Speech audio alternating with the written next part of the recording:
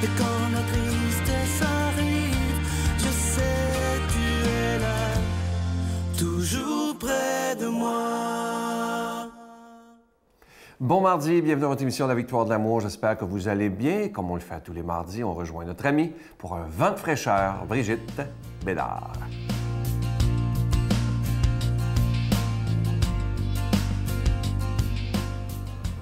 Bon matin tout le monde. Je veux vous parler ce matin de Maggie, la folle du Burundi. C'est une femme que j'admire énormément. Elle vient du Burundi, elle habite au Burundi, quoique aujourd'hui elle a été forcée à l'exil. Mais en 1993, elle est témoin, elle est dans les troubles de la guerre civile du Burundi, qui est, si vous voulez, un contre-coup du génocide du Rwanda. Alors qu'au Rwanda, c'était les Hutus qui assassinaient les Tutsis. Au Burundi, c'est l'inverse. Les Tutsis veulent se venger et commencent à assassiner les Hutus. Et Maggie est Tutsi, et elle ne veut pas assassiner les Hutus.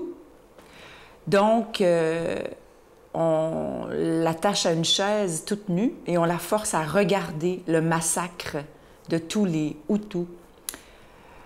Et elle pleure, mais quand le massacre est terminé, les enfants qui s'étaient cachés sortent de leur cachette. Ils se retrouvent tous orphelins et elle décide de s'occuper de ces enfants-là.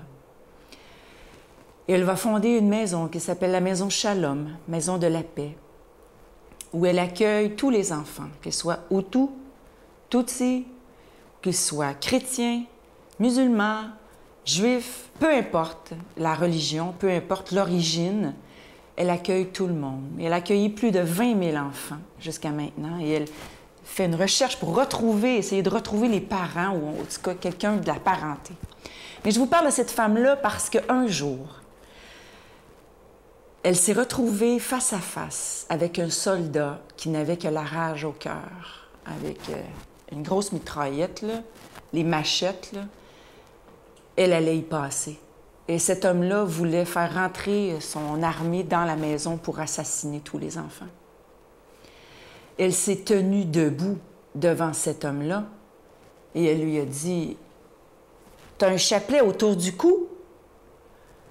Alors on va prier le chapelet. On va prier Maman Marie pour que ta colère cesse. » Et elle se met à genoux devant lui et elle se met à réciter le chapelet.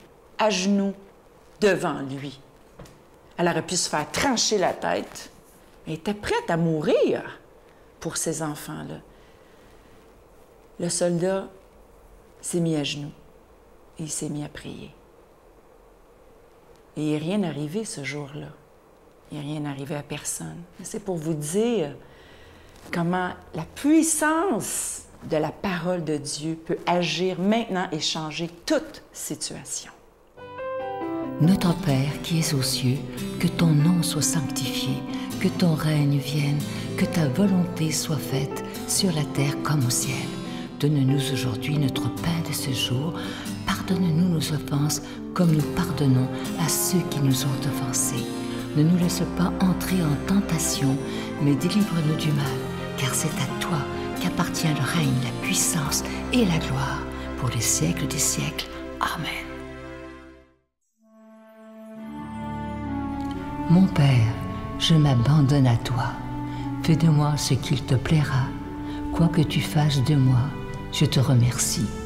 Je suis prête à tout, j'accepte tout, pourvu que ta volonté se fasse en moi, en toutes les créatures. Je ne désire rien d'autre, mon Dieu. Je remets mon âme entre tes mains. Je te la donne, mon Dieu, avec tout l'amour de mon cœur, parce que je t'aime. Et que ce m'est un besoin d'amour de me donner, de me remettre entre tes mains, sans mesure, avec une infinie confiance, car tu es mon Père.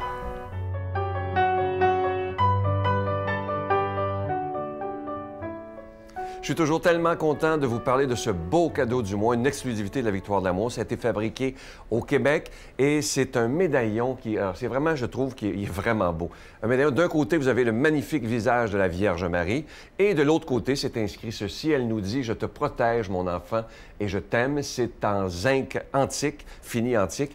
Et évidemment, ce médaillon, il est déjà béni. Pour la grandeur, c'est un petit peu plus grand, pas beaucoup, qu'une pièce de 2 $. Si vous avez reçu l'année dernière la même pièce, mais avec le visage de Jésus, c'est exactement la même grandeur, sauf que c'est la couleur. Cette année, c'est en zinc antique. Et je vous rappelle que c'est avec un don de 25 $. Et si vous en voulez deux, avec un don de 40 $, parce que ça se donne vraiment bien en cadeau. Moi, je l'ai toujours dans mes poches. Ça se donne bien aux jeunes, aux moins jeunes. C'est réconfortant de savoir que dans l'épreuve, notre Mère Marie nous soutient toujours et nous accompagne. Je vous donne l'adresse, la Victoire de l'amour, casier postal 120, succursale Boucherville à Boucherville, le J4B 5E6, je vous la redonne. La Victoire de l'amour, casier postal 120, succursale Boucherville à Boucherville, le J4B 5E6. Également par téléphone, par carte de crédit, du lundi au vendredi, de 8h30 à 16h30 dans le 514-523-4433, 523-4433 ou sans frais le 1-888-811-9291, 1-888-811-9291 et aussi sur notre site Internet, le www.lavictoiredelamour.org. Alors, je vous rappelle, ce cadeau, vous le trouverez nulle part ailleurs. C'est vraiment juste à la Victoire de l'amour. Ce médaillon en zinc est fini antique du visage de la Vierge Marie et il est déjà béni, bien entendu. Merci de votre générosité.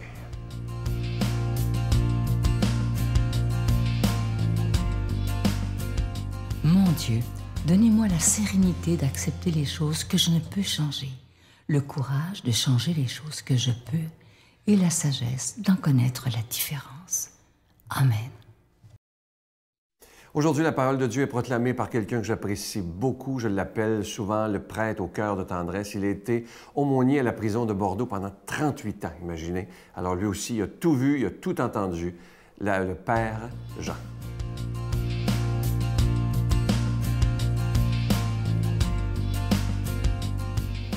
Bonjour à vous tous et toutes. Aujourd'hui, nous avons un évangile un peu particulier. Une bonne nouvelle, mais un texte un peu spécial. Parce qu'il nous demande d'aimer nos ennemis. C'est en Saint Matthieu. Comme les disciples s'étaient rassemblés autour de Jésus sur la montagne, il leur disait, « Vous avez appris qu'il a été dit, tu aimeras ton prochain et tu haïras ton ennemi. » Eh bien, moi, je vous dis, aimez vos ennemis et priez pour ceux et celles qui vous persécutent, afin d'être vraiment des fils et des filles de votre Père qui est dans les cieux. Car il fait lever son soleil sur les méchants et sur les bons, et tomber la pluie sur les justes et sur les injustes. Si vous aimez ceux qui vous aiment, quelle récompense aurez-vous? Les publicains eux-mêmes n'en font-ils pas autant? Et si vous ne saluez que vos frères, ne faites-vous pas quelque chose d'extraordinaire? Les païens eux-mêmes n'en font-ils pas autant? Vous donc, soyez parfaits comme votre Père céleste est parfait. Il est important d'apporter une petite précision au sujet de cet évangile. Lorsqu'il est dit « Tu aimeras ton prochain et tu haïras ton ennemi », dans aucun endroit dans l'Ancien Testament, il est dit qu'on doit haïr ses ennemis.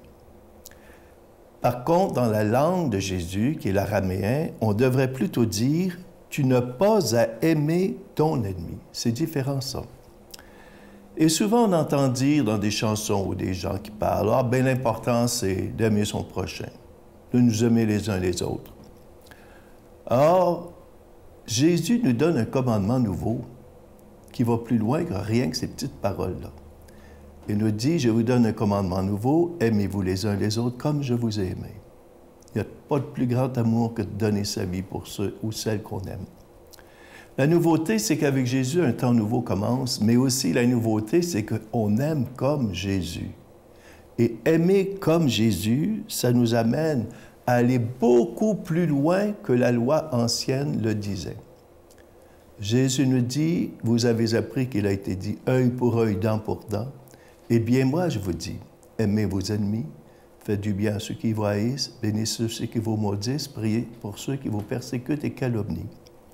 Donc, aimer ses ennemis comme Jésus a aimé ses ennemis. Et aimer ses amis, c'est quelque chose de naturel. Mais aller jusqu'à aimer ses ennemis, ça va contre nature.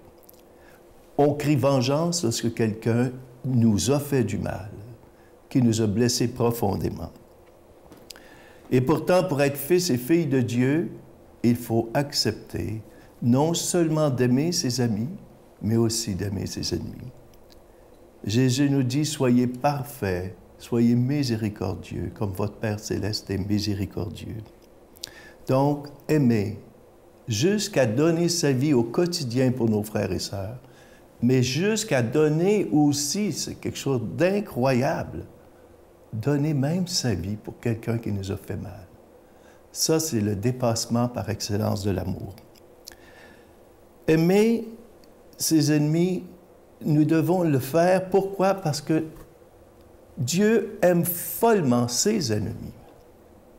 Et Dieu aime follement ceux et celles qui sont mes ennemis à moi. S'il les aime, c'est que je dois entrer dans cet amour de Dieu pour arriver à aimer ceux et celles qui m'ont fait du mal. Sur la croix, Jésus pardonne à ceux qui sont ses ennemis. Pardonne-leur, Père, ils ne savent ce qu'ils font. Et le dernier mot de Dieu n'est pas un mot de châtiment et de condamnation, mais c'est le Christ crucifié qui dit « Père, pardonne-leur ». C'est le dernier mot de Dieu et un mot de pardon et de miséricorde et non de châtiment.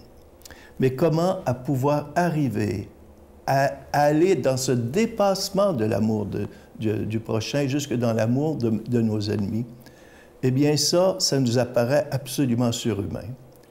Mais c'est un cadeau de Dieu, ce qu'on appelle une grâce qui nous est donnée pour arriver à ce dépassement qui peut prendre des années parfois. Donc, il faut arriver à prier pour arriver à pouvoir avoir ce cadeau de Dieu, ce cadeau que Dieu veut nous donner. Parce que, voyez-vous, c'est dans la prière, mais c'est aussi en fréquentant les sacrements. Je lisais aujourd'hui que le pape disait que la confession, c'est un acte de tendresse de Dieu et c'est sa façon à lui de nous embrasser.